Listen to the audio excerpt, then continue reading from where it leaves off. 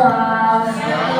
Di nama Tuhan kita bisa berkumpul hari ini melaksanakan ibadah kita. Mari kita tundukkan kepala, satukan hati.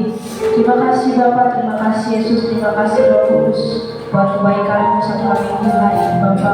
Kami dapat melaksanakan tugas kami Bapa. Kembali kami datang kepada Tuhan hari ini. Roh Kudus Tuhan bekerja, Tuhan Roh Kudus Tuhan yang bekerja dalam hidup kami Bapa. Terima kasih Bapa, terima kasih Yesus, terima kasih Bapa. Terima kasih.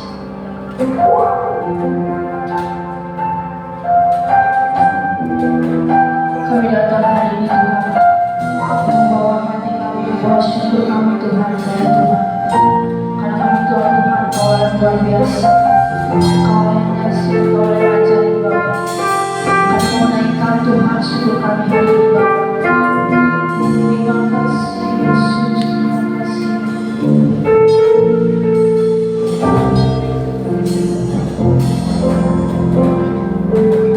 Sama-sama katakan.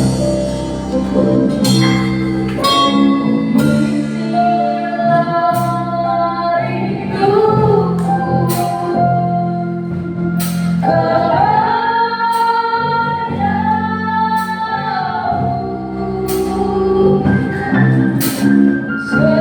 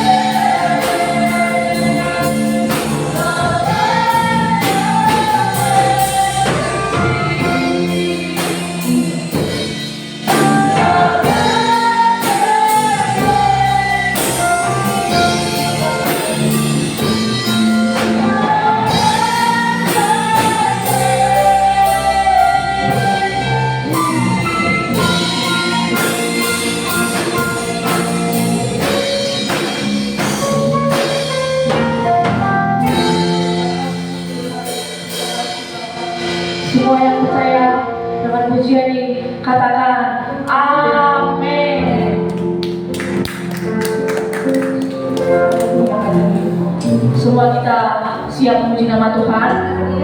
Semua kita siap memuliakan nama Tuhan pada sore hari ini. Mari semua kita bangkit berdiri. Katakan kiri kananmu, Engkau dahsyat, Engkau ajaib. Katakan kiri kanannya, Engkau baik, Engkau dahsyat. Engkau cantik, Engkau ganteng. Mari semua kita bangkit berdiri.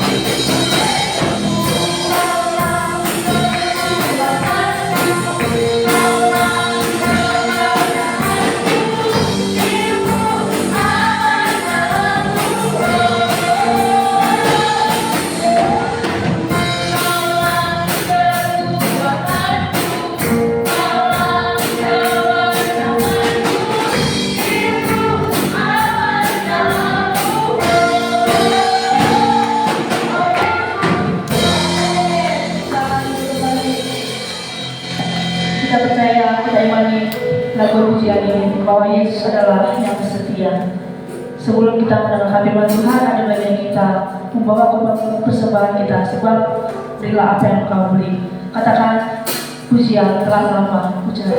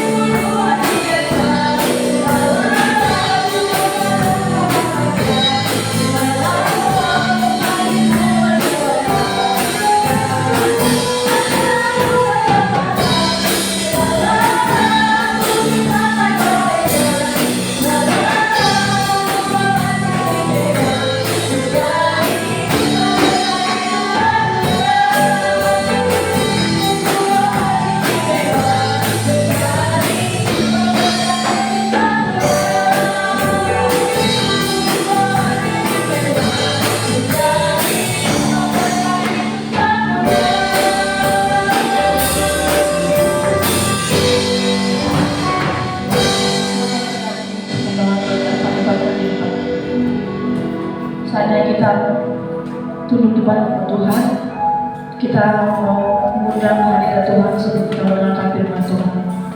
Mari kita angkat lagu pujian, kami berserah Bapa, berserah Tuhan.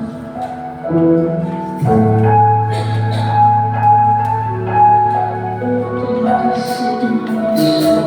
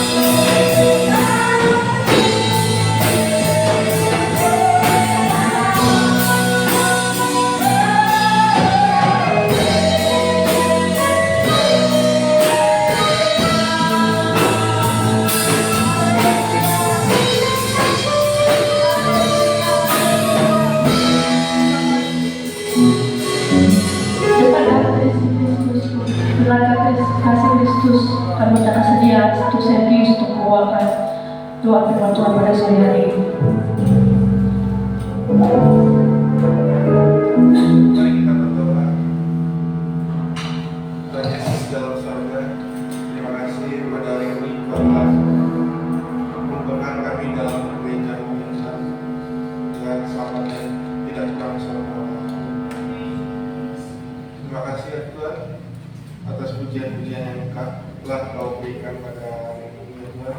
Kiranya pujian-pujian yang ini bisa memuliakan hati-Mu Tuhan. Ampuni segala dosa-dosa kami ya Tuhan. Dan setelah lagi ya Tuhan, kami akan mendengarkan firman-Mu ya Tuhan. Selalu tolong setiap firman yang disampaikan bisa tertanam di hati kami dan menjadi perjuangan di hati kami selama-lamanya. Nah, doa kami ya Tuhan, Kau sempurnakan hanya dalam nama Tuhan Yesus Kristus. Amin. Jadi kita berdoa pada pembukaan saat kita.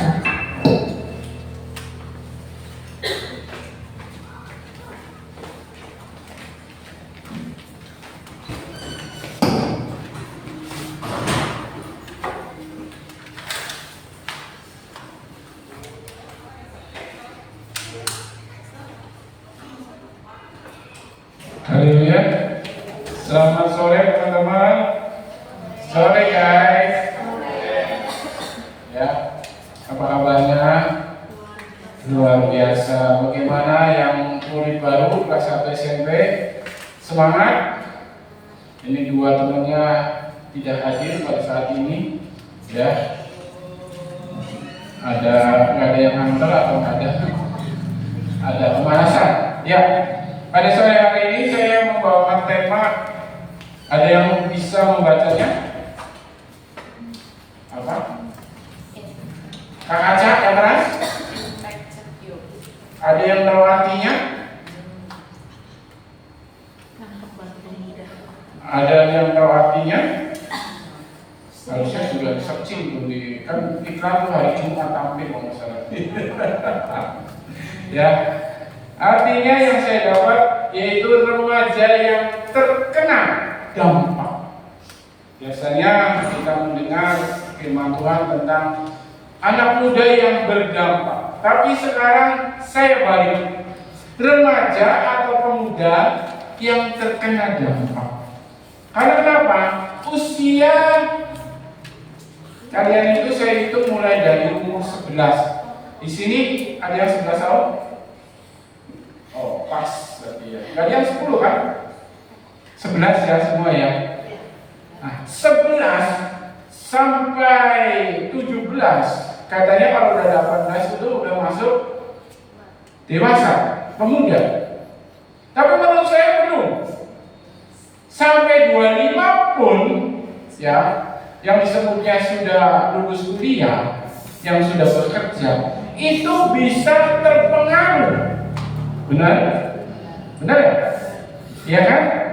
Bukan masalah Excel sama Moses yang berpengaruh. Bahkan umur 11 sampai 25 tahun itu pun yang sudah kuliah, bahkan yang sudah bekerja akan terdampak, akan mengalami akibat. Nah, dampaknya itu bisa baik, bisa buruk. Kita buka ayat pertama kita, 2 Timotius 3 ayat 1 sampai 4. Saya mau bacanya satu-satu orang biar kita sama-sama menyimak. Mulai dari Flore. 2 Timotius 3 ayat 1. 2 Timotius 3 ayat 1. Ketahuilah bahwa pada hari-hari terakhir akan datang masa yang sukar. Ayat 2, pindah ke Kojiri. Manusia akan mencintai dirinya sendiri dan menjadi hamba Allah. Mereka akan menjual dan menyembuhkan diri. Mereka menjadi pembina, mereka akan memberontak terhadap orang tua dan tidak tahu berterima kasih, tidak mempedulikan agama. Terus ke Toksi. Tidak tahu mengasihani, tidak mau berdamai, suka menjelekan orang, tidak dapat mengekang diri, gerang, tidak suka yang baik. Lanjut keempat, terakhir. Suka mengkhianat, tidak berpikir panjang, berlagak tangguh, lebih menuruti hawa nafsu daripada menuruti Allah. Ya, terima kasih. Kalau perikopnya ini dicatat atau ditulis di 2 Timotius 3 ayat 1 ya sampai 4 yang sekarang saya baca, itu temanya atau perikopnya keadaan manusia pada akhir zaman. Yang menjadi pertanyaan, ini ditulis waktu ribuan tahun, ya, ribuan tahun yang lalu. Tapi ini apakah menjadi berlaku pada saat ini? Berarti yang waktu ditulis itu, mereka itu menyatakan keadaan manusia pada akhir zaman. Jadi menjadi pertanyaannya, kapan itu akhir zaman? Ada yang tahu, teman-teman? Apakah sekarang sudah akhir zaman? Kayak nganggur, ya. Yuk kita sama-sama belajar pada ayat ini, ya. Ayat ini berlaku dulu, sekarang atau nanti, ya. Ayat ini isinya adakah kebaikan yang kalian tadi baca? Hah? Ada kebaikannya enggak? Ada? Rizka tadi baca enggak? Enggak, saya enggak pernah tunjuk. Jadi ngomong dong tadi. Dalam 1-4 tidak ada tentang kebaikan. Ya. Ayat pertama, balik lagi ayat pertama. Nah, dalam 1-4 ini tidak ada kebaikan, dan orang ini diceritakan tentang orang-orang yang masuk di situ.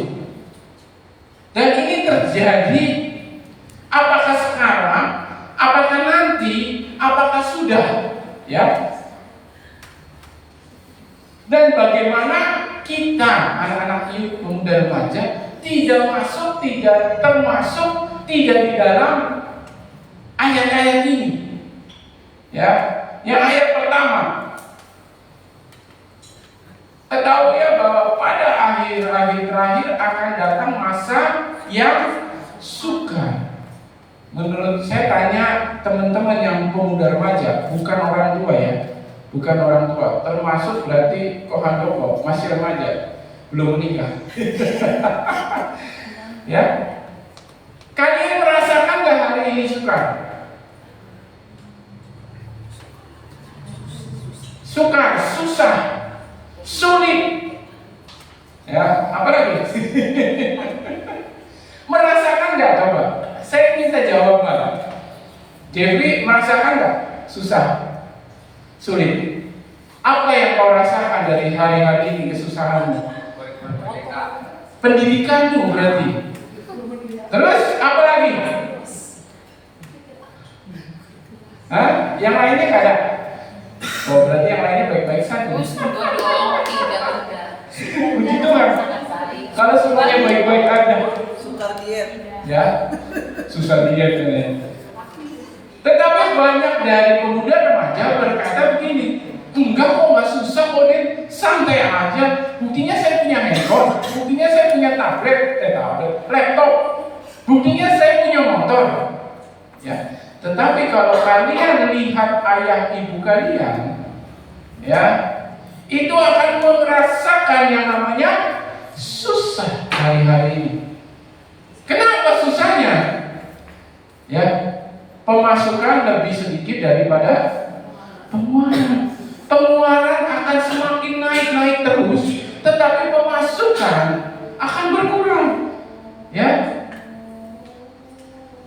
apalagi kalau anak-anaknya susah dididik.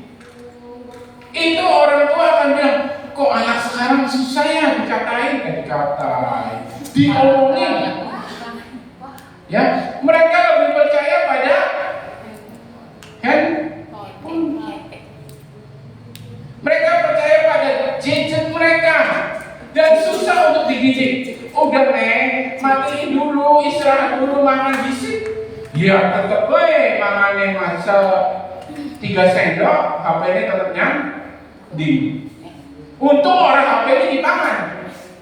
Ya, itu yang membuat ayat pertama ini, hari-hari kesini itu akan semakin susah. Ya, manusia tetapi diizinkan oleh Tuhan, diberikan pengetahuan untuk berkembang. berkembang. Ya, untuk mengerti apa yang harus mereka kerjakan, dan semakin hari semakin kehidupan canggih. Saya kemarin lihat YouTube karena saya pencinta tablet. Saya lihat tablet, kalian tahu? Bodrek nggak tahu. Bodrek. Ya, tablet itu membantu selain handphone yang layarnya besar. Ya. Nah, karena saya pencinta tablet, ya, daripada saya suruh pegang laptop itu saya kurang senang. Saya lebih pencinta tablet. Saya lihat tablet Samsung keluaran terbaru. Harga yang paling murahnya 1.999.9 akan bisa. 20 juta kurang itu versi bawah, ya, hanya pakai WiFi, layarnya cuma 11 inch. Tapi versi yang ultra itu harganya 22 juta. Nah, orang semakin diberikan hikmat, diberikan pengetahuan, kecanggihan, ya, supaya tidak bisa berbanding seimbang dengan kesukaran ini, ya. Tetapi dengan kecanggihan itu membuat kebiasaan orang-orang berubah, benar nggak? Ya. Sekarang orang jarang pergi ke mall kecuali Mama Elis, sama Acang. Ya, karena apa? Sebenarnya sih bisa juga sih kalau mallnya ada di Hawkulis. Ya, karena orang sekarang belanja pakai handphone. Ya, ikan segar 2 jam sampai di rumah. Ayo. Kebiasaan yang biasa harus jalan itu baru lapar. Aduh, males betul. Pencet handphone, sate teka. Ya, bakso datang. Ya, merubah kebiasaan orang, bahkan untuk sekolah, kuliah, kerja, semuanya di rumah. Ya, saya udah berapa orang ketemu dengan berapa orang, dia itu kerjanya sudah 3 tahun, 4 tahun lalu di rumah, dan gajinya bukan 5 juta, belasan juta, dan dia nggak tahu kantornya itu di mana. Ya, di Jakarta ngomongnya nggak ada. Yang benar tante nggak ada. Jadi di Australia nggak jauh banget, dan iya itu puji Tuhan banget loh deh. Ya, bisanya dia daftarnya kan pertama tuh di Jakarta, kok bisa dilempar ke Australia kantornya? Ya, orang diberi hikmat, diberi pengetahuan, dan untuk semakin ke depan, tapi kebiasaan itu akan hilang. Orang akan malas untuk melangkah, untuk bergerak, dan semakin mencintai ini. Ya, ayat kedua, manusia akan mencintai dirinya sendiri. Ayat kedua, Neng. Oh, jadi ketiga, Neng.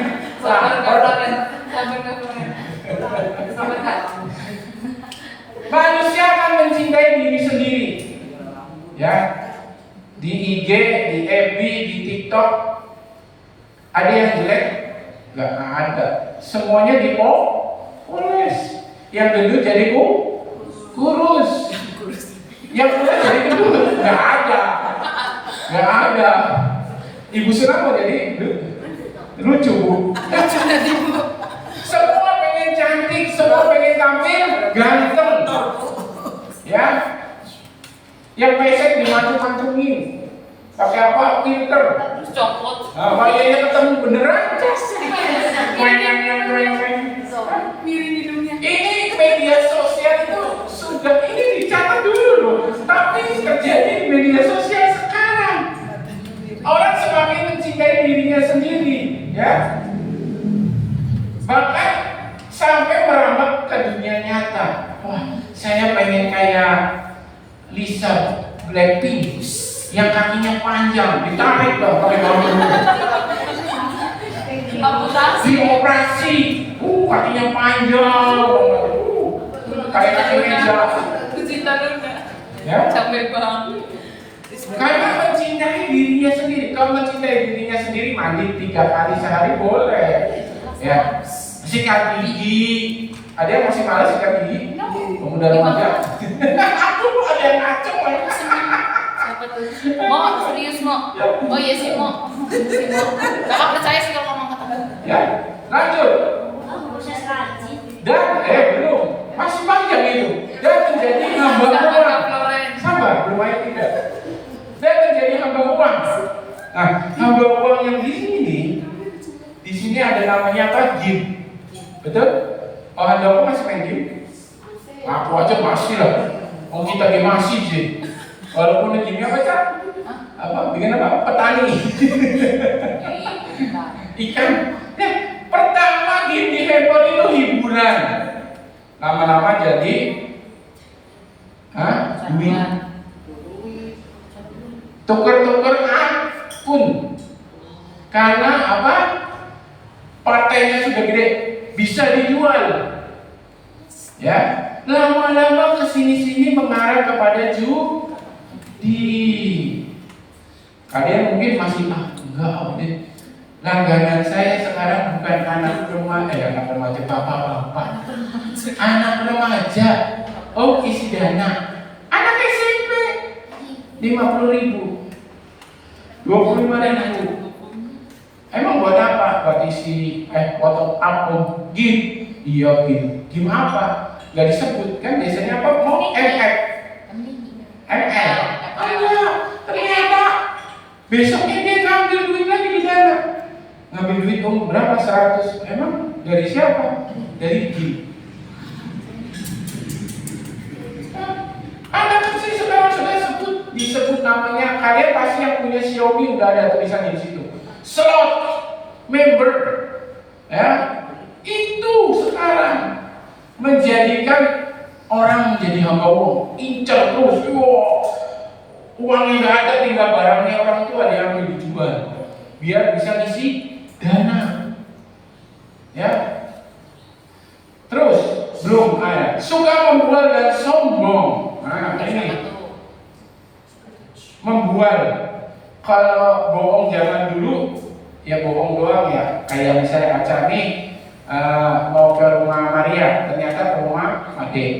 Nah itu yang. Tapi sekarang udah bohong lebih keren lagi. Cak, saya lagi naik pesawat nih. Di foto, ceklik. Ternyata apa? Bolongannya kan dari pesawat. Gak ada bolongan.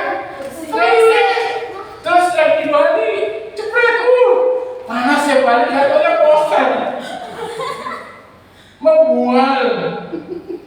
Ya. Kita banyak pos banget. Sukanya membual itu. Pamer-pamer brand mahal. Kalau brand mahal beneran nggak apa-apa. Gucci. Jatuhnya kan? Ya. Terus foto mobil mewah, motor mewah, rumah mewah, ternyata habis nih tipu orang. Ya. Nah itu yang orang-orang yang akhir zaman, mereka menjadi pemfitnah. Nah, suka memfitnah. Kalau dulu dari mulut ke mulut, Loren tuh ya, itu ya, seneng itu ya. Jangkauannya hanya keluarga. Paling jauh tetangga. Paling jauh lagi sedesa. Tetapi sekarang di medsos bisa memutarbalikkan fakta dan se-Indonesia bahkan sedunia. Salah satu korbannya BPK. Siapa ya? Ahok. Ya, dipotong. Video-video yang itu dipotong, fitnah. Bahkan presiden sendiri pun difitnah. Melawan orang tua. Mereka akan berontak terhadap orang tua dan tidak tahu berterima kasih. Siapa yang masih? Yang melawan orang tua? Kalau saya sama medis nggak bisa. Komisnya Nggak ada yang dilakukan, nggak ada yang diajak berontak. Udah jadi piatu, yes. Ya. Masih melawan memberontak orang tua, diajakin menggereja. Ayo nak menggereja. Engkau bagaimana? Males, kami ini esok-esok. Kalau saya capek mah, pulang dari sekolah baru kayak pulang jam 4. Ya, itu nggak berkorban namanya. Baru pulang jam 4. Teman saya, ya, tinggalin di Purwokerto itu, dia itu kerja karena pengen ibadah yuk, kerjanya ditunda, dia lembur, yang penting dia berangkat yuk dulu. Itu kesaksiannya dia. Dan sekarang apa dia terjadi? Jadi kepala satu perusahaan yang dia tempatkan. Hanya dia mau berkorban buat Tuhan. Ya. Ini ajak dia untuk gereja. Nah, mah, nih Facebooknya DPDI dia anak mah. Nih YouTube-nya dia anak. Kok nonton online baik? Ya. Melawan orang tua. Bahkan sekarang yang lagi tren, ya, yang lagi tren nih. Nggak tahu kalau teman-teman trennya mana ya. Ini info yang saya dapat. Pemuda-pemuda yang saya ambil nih, Angel dan Andokola, yang sudah siap-siap menikah karena mereka sudah di dunia pekerja ya. Ini mereka mau menikah, datang orang tua, Pak, kami mau nikah. Oh iya, siap-siap. Oke. Tapi ngomongnya gini, tapi kami nggak akan punya anak ya, Pak. Lah, kok bisa? Anak itu merepotkan, anak itu menyusahkan. Ini sudah tren di Jepang dan masuk ke Indonesia. Jadi menikah tetap menikah, tapi tidak punya keturunan. Sedangkan orang tua pengen cucu. Punya ada yang anak? Iya bener anak kan? Ya bukan cucu lah. Ini namanya tapi anak. Oh protes, saya korban. Orang tua pengen cucu, pengen gendong cucu.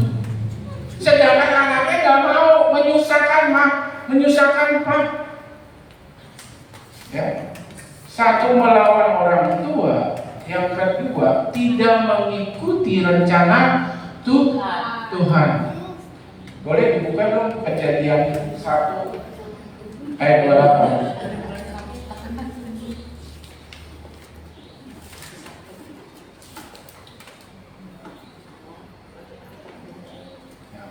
Sudah? Saya ambil di yang tanda kutip ya. Beranak cuculah dan bertambah banyak. Itu rencana Tuhan. Tetapi beranak dan bercucu seperti apa? Penuhi bumi dan taklukkanlah itu, berkuasalah. Jadi anak-anak yang punya otoritas, anak-anak yang punya kuasa, bukan cuma sekadar turun aja. Itu rencana Tuhan. Tetapi sekarang trennya tidak seperti itu. Ya. Tidak mengasihi. Ya, ada yang di sini pelit? Aku pelit. Ya. Banget. Ada temennya ngomong, aduh, aku belum makan. Ya, dia belum makan. Iya, bukan. Ya. Tadi lupa, mama pergi nggak ngasih uang. Terus Aca bilang, emang urusan gua apa? Apalagi lebih parah lagi, saya bantu dalam doa ya, teman, biar kamu kuat. Malah lebih parah lagi, bilangnya begini, emang gua pikirin? Itu sekarang yang terjadi, ya. Tidak mau, balik lagi, 2 Timotius 3, masih ingat? Ayat 3. Ya. Saya kebut. Tidak mau berdamai menjelekkan orang lain. Ya.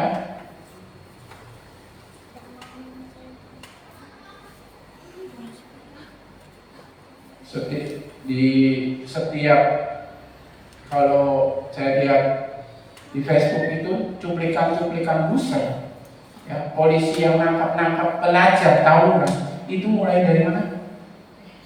Dari handphone. Bahkan mereka bergaya-gaya di videoin secara live. Gua tawuran nih, senggol dong. Ternyata kasih, nggak tahu biasanya Moses yang seperti itu. Senggol. Kasih parah. Udah jadi preman. Saling ejek-ejekan di medsos, di WA, ya. Mesos. Bahkan gara-gara cewek, gara-gara cowok, ya, perempuan-perempuan berantem ada banyak, Budget fitnah. ya. Mereka tidak mau berdamai, mereka harus selesai dengan kekerasan. Terus tidak dapat mengekang diri, garang, tidak suka yang baik. Lagi naik motor, mau Jeffrey, tiba-tiba disalip sama Nico. Wis, buat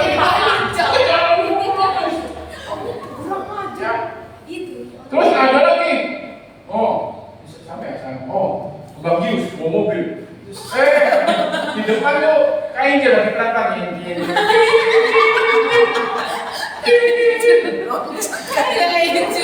Buka kaca, minggir coba, kalau enggak, gue tahu. Bahkan ada yang turun, ya, bawa pistol,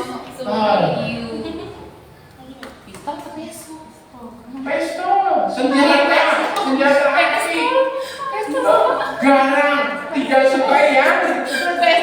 Bawain, oh iya, orang ini ya, pistol. Iya, betul. Bahasa Indonesia. Saya diprotes aja sama anak saya sendiri. Nanti malam saya doakan dong. Ya? Belum tahu kalau Busuna ngomong. Busuna apa Bu? Ya, tadi. Ya, gampang marah. Garang itu pemarah di atasnya yang marah. Kalau suka marah, oke. Ini pemarah di atas yang marah. Jadi nggak bisa disenggol dong. Ayat yang keempat. Ayat keempat. Suka berkhianat atau mengkhianat. Ada? Ada. Ya. Dari pacaran, tadinya udah oke, ternyata tidak jadi. Ya. Terus tidak berpikir panjang, ya. Karena pengen uang, karena butuh uang, ada handphone nganggur, ambil, laptop nganggur, ambil. Bahkan tidak segan-segan jadi begal. Banyak anak-anak muda remaja itu, seumur Jeffrey nih. Dia tunduk aja, lihat saya dia tunduk aja takut sama saya. Terus lebih menuruti hawa nafsu. Nih yang sudah pacaran. Soalnya saya terbuka aja karena di sini ini lebih parah. Ya, di handphone lebih parah. Karena tidak menjaga kekudusan, maka terjadilah hamil di luar nikah. Dan cowoknya tidak tanggung jawab. Akhirnya dibunuh. Begitu. Polos banget. Tidak menuruti kehendak Tuhan, melakukan hal-hal yang Tuhan tidak sukai, ya. Dengan hawa nafsu, ya, nafsu makan yang terlalu banyak juga tidak baik, ya. Seperti saya. Ayat kelima. Nah, secara lahiriah mereka menjalankan ibadah mereka, tetapi pada hakikatnya mereka memungkiri kekuatannya. Jauhilah mereka itu. Nah, di sini, ya, mereka itu ibadah, tapi ibadahnya hanya liturgi, rutinitas saja. Bahkan ada yang hanya mencari keuntungan pribadi. Ya, yang anak sekolah biar dapat nilai. Ya, yang pelayanan kalau di kota dapat PK 10 gereja sudah kelihatan duitnya. Ya, PK apa? Persembahan kasih, Pak. Amplop. Persembahan kasih.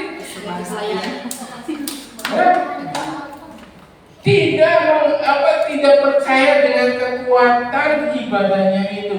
Waktu pujian itu dilantunkan, musik itu bernyanyi bersama, penyembahan itu terjadi, ya hanya diam saja. Ya, main musik ya cuma hanya mengikuti musik irama, tidak merasakan hadirat Tuhan. Nah, itulah yang mereka kerjakan. Ya. Tetapi kalau kita dalam ibadah itu membangun hubungan, ya, dan hubungan itu terjadi sama Tuhan, maka kita akan menjadi orang-orang yang akan penuh dengan kasih. Ya, orang-orang yang lemah lembut, orang-orang yang bisa mengontrol perkataan dan tingkah kita. Bahkan memiliki hikmat, berani tegas kepada dosa. Ya. Untuk tidak seperti mereka itu, ayat 1-5.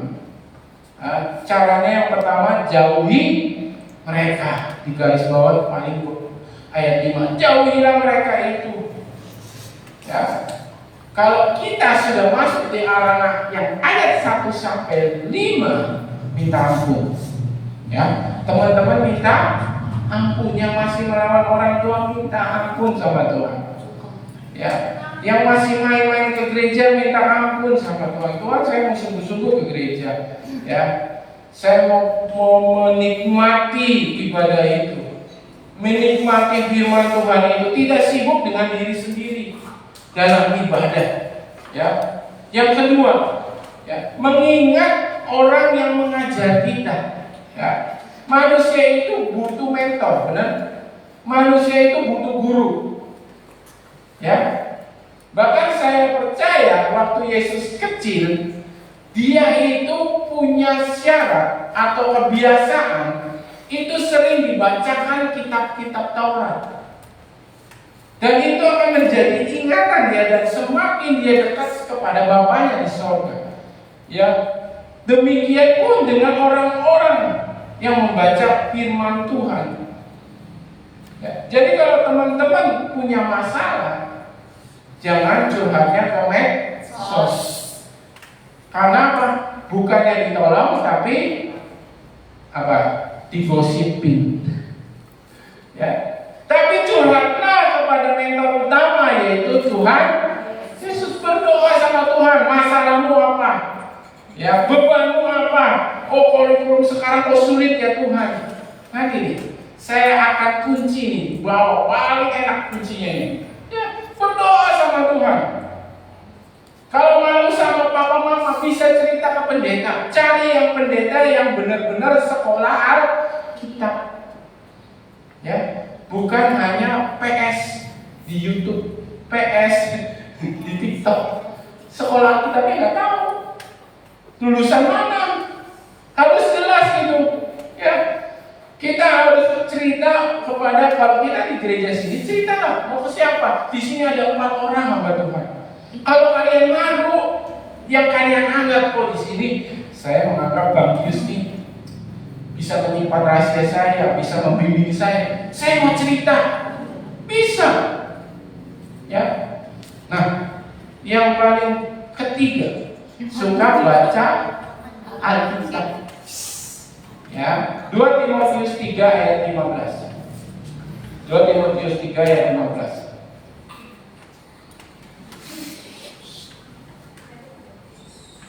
2 Timotius 3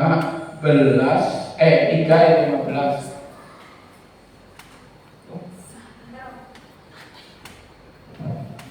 Kurang satu ya.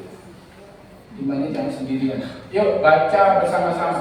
1, 2, 3. Ingatlah juga bahwa dari kecil engkau sudah mengenal kitab suci yang dapat memberi hikmat kepadamu dan menuntun engkau kepada keselamatan oleh iman kepada Kristus Yesus. Dari kecil, tadi saya sudah bilang kan, dari kecil kita sudah mengenal kitab suci. Biar kita apa? Diberi hikmat. Keselamatan itu sudah jelas. Tetapi di dalam dunia ini kita butuh hikmat. Ada yang tahu arti hikmat? Ada? Ada yang tahu? Kakak Aca tahu? Toksi tahu hikmat? Tidak tahu. Ada 3 level yang saya sebut tentang hikmat. Yang pertama itu level namanya asumsi. Ya, tingkat pengetahuan yang paling rendah, asumsi. Tingkat pengetahuan yang paling rendah. Ya, contohnya begini. Saya ini orangnya yang riang, benar nggak? Hah? Enggak. Benar nggak kalau saya orangnya riang? Suka ketawa? Suka menyapa? Benar nggak nih? Hah? Rizka suka bercanda? Iya benar katanya. Loren, benar kan? Saya orangnya seperti itu. Tiba-tiba minggu depan saya jadi orang pendiam. Ya, waktu disalam-salam, cuma muka saya pucat, diem. Ya, Toksi langsung senyum. Enggak ngomong apa? Oh iya, itu doang. Ya, salam lagi. Oh iya. Jadi yang akan keluar dari kalian apa? Asumsi, pengetahuan yang paling rendah. Aku salah apa ya? Ya, aku bilang apa ya? Nah, dan akhirnya apa yang terjadi? Kalian akan diam. Dan yang lebih parah, jadi ikut-ikutan mana ikut diam. Mukanya senang. Siapa sih kamu? Disapa kok malah gitu. Bahkan lebih cuek. Ya. Nah, itu asumsi pengetahuan yang paling rendah. Yang kedua, pengetahuan. Nah, kalau pengetahuan itu kemampuan dari seseorang. Jadi engkau akan dikatakan pintar karena engkau kemampuanmu. Benar gak? Benar gak? Benar apa salah? Ya? Benar apa salah? Pengetahuan, kemampuan dari seseorang. Ya. Mulai dari kita membaca. Orang yang suka membaca maka wawasannya luas. Dari pengalaman hidup, dari kata orang-orang yang sudah lebih dulu dari kita. Dan itu pengetahuan itu akan kita bertambah karena kemampuan kita. Nah, kembali ke contoh yang tadi yang saya diam aja. Kalau kita punya pengetahuan, Made akan bertanya kepada saya, Oden kenapa? Apa saya salah? Oh enggak kok, saya lagi ada masalah. Saya ada bisu di tubuh saya. Bisa begitu. Makanya saya nggak bisa senyum karena nahan sakit. Kalau kita punya pengetahuan, kita tidak melakukan kesalahan. Ya, kita tidak akan diam saja, cuek saja, tapi kita akan tanya ke orang lain. Nah, yang paling hebat ini hikmat. Hikmat ini sesuatu yang datangnya dari Tuhan, bukan dari manusia. Kenapa? Karena hikmat itu manusia tidak pernah mengalami, tidak punya pengalamannya, tidak timbul dalam hati dan pikirannya. Ya, yang saya ambil contoh yaitu Raja Salomo. Dia punya kasus ada 2 ibu yang merebutkan apa? Ingat? 1 bayi. 2 ibu ini melahirkan, masing-masing punya anak 1, dan yang 1 mati ketindis. Ya, Yang satu mati ke Tindis, dan pagi-pagi dia menukar. Ibu yang anaknya mati dan yang ibu yang anaknya hidup itu, waktu dia melihat mengamati, kok ini bukan anak saya? Nah, langsunglah mengadu kepada Raja Salomo. Salomo tidak punya pengetahuan tentang itu. Ya, Salomo tidak punya alat yang membuktikan bahwa ini anak siapa. Kalau sekarang gampang, tes DNA, udah ketemu acak anaknya Papi Denny. Ya. Kalau zaman dulu nggak bisa. Tetapi karena apa? Karena Salomo dekat dengan Tuhan, punya hubungan dengan Tuhan, maka diberikan hikmat. Ambil saya pedang, dan saya akan membelah anak itu jadi 2.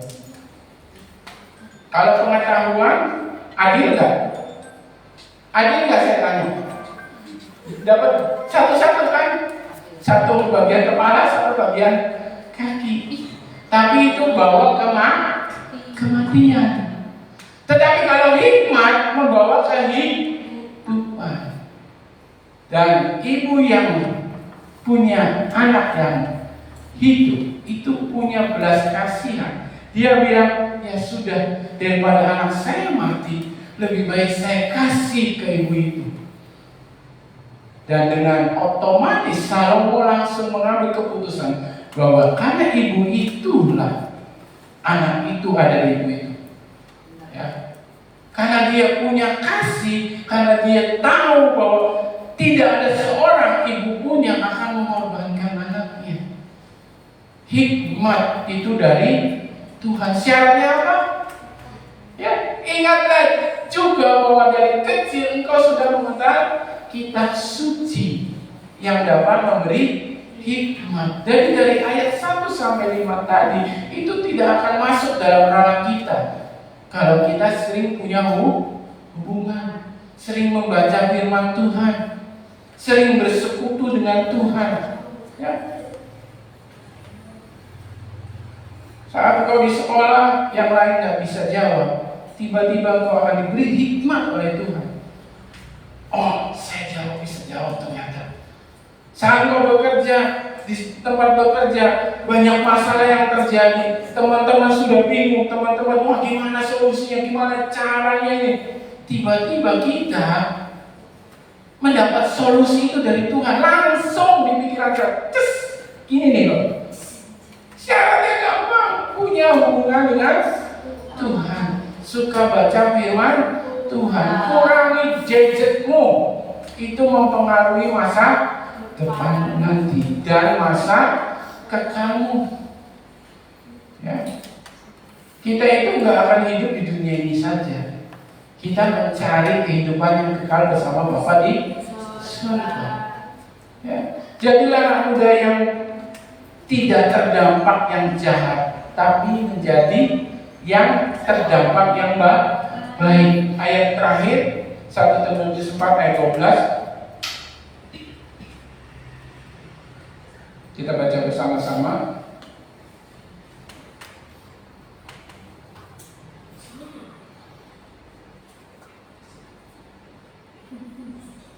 Satu, dua, tiga. Janganlah seorang pun menganggap engkau rendah karena engkau muda.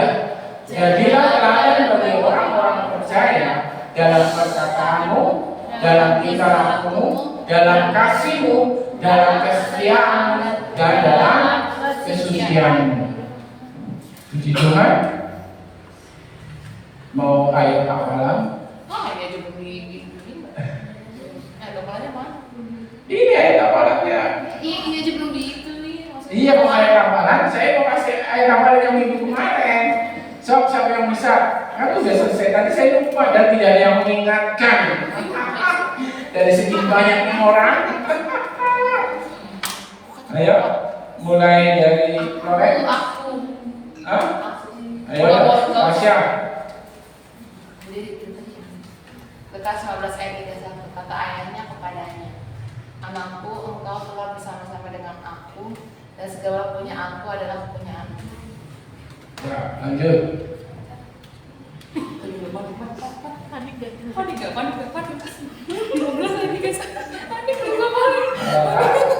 Kalau kasih memang baru saya masukin di grup hari ini, tadi sore, karena dia nggak ngasih nomor WA kepada saya.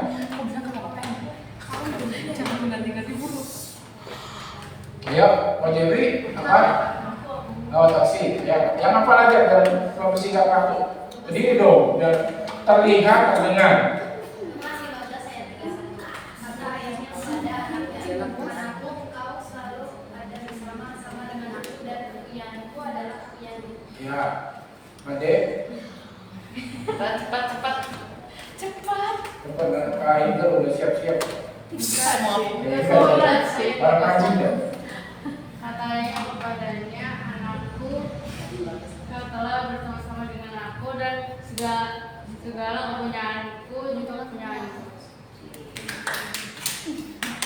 Bisa, Hafal? pas, Pas, ganti. Lewat nggak? Lewat tuh. kasih, lewat. Oh, gimana mau dikasih coklat sama mau main musik aja gitu. Ya, Anda kurang beruntung. Saya udah mau main musik, ya udah nggak ada lagi kan? Ya, pemain musik kita angkat pujian penyembahan kita. Ya.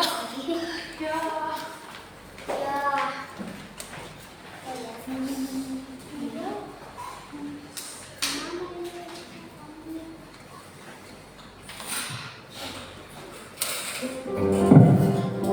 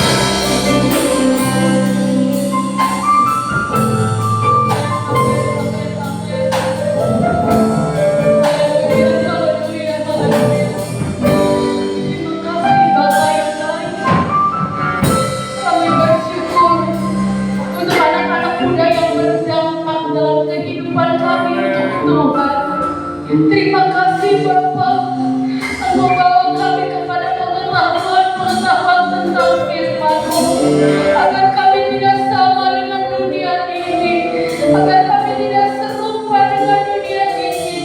Kami memiliki hikmat ilahi, kami memiliki hati yang peka akan suara-Mu. Berikan kami kesetiaan, berikan kami kesungguhan di dalam kami mengejar hadir-Mu dalam hidup kami, Tuhan. Bukan hanya sebatas lagu, bukan hanya sebatas nyanyian, tetapi kami mau sungguh-sungguh mencari Engkau, Tuhan. Mencari hadir-Mu dalam setiap kehidupan kami, di keluarga kami, di lingkungan kami, di kuliah kami, di sekolah kami, di tempat pekerjaan kami. Kami ingin benar-benar hadir-Mu itu ada berdampak dalam kehidupan kami, Tuhan. Ampuni tiap dosa kesalahan, ampuni tiap kelemahan, ampuni tiap kekurangan kami, Tuhan. Hari ini kami mau direstorasi, hari ini kami mau diperbaiki, Tuhan. Dengan kerendahan hati, biar kami lebih lagi mendengar suara. Kami boleh menjadi anak-anak muda yang takut akan Tuhan, melakukan banyak hal untuk Tuhan. Dan apa yang kami kerjakan, kami percaya Tuhan memberkati kami. Engkau buat berhasil, karena kami adalah orang-orang yang mengasihi-Mu. Terima kasih Tuhan, terima kasih. Berkati hamba-Mu yang sudah menyampaikan firman-Mu. Beri dia kekuatan, kesehatan, beri dia hikmat ungkapan yang baru, kemampuan sebagai hamba-Mu. Berkati Tuhan keluarganya, pelayanannya, usaha pekerjaannya, dibuat berhasil di dalam nama Yesus. Dan kami semua yang hadir pada sore hari ini, Tuhan, anak-anak muda yang melayani Engkau, anak-anak muda yang beribadah kepada-Mu, kami mau mengasihi-Mu ya Tuhan. Terima kasih Tuhan Yesus. Kami mau berdoa, kami mau satukan hati untuk jemaat-jemaat-Mu yang dalam keadaan sakit. Jamah sembuhkan mereka di dalam nama Yesus. Jemaat-jemaat Tuhan yang dalam keadaan lemah, Tuhan kuatkan. Jemaat-jemaat Tuhan yang dalam keadaan susah, Tuhan hiburkan. Bahkan yang berkekurangan diberikan kelimpahan di dalam nama Yesus. Ada kuasa di dalam nama-Mu Tuhan. Terima kasih Bapa, terima kasih. Mari angkat hatimu di hadapan Tuhan. Terimalah doa berkat ketika kita akan pulang ke rumah kita masing-masing. Amin, haleluya. Tuhan memberkati engkau dan melindungi engkau. Tuhan menyinari engkau dengan wajahnya dan memberi engkau kasih karunia. Tuhan menghadapkan wajahnya kepadamu dan memberi engkau damai sejahtera. Jemaat yang dikasih Tuhan, pulanglah engkau dalam persekutuan, dalam kasih Allah Bapa, Anak yang tunggal Tuhan Yesus Kristus, dan Roh Kudus menyertai kita sampai Maranatha. Tuhan memberkati yang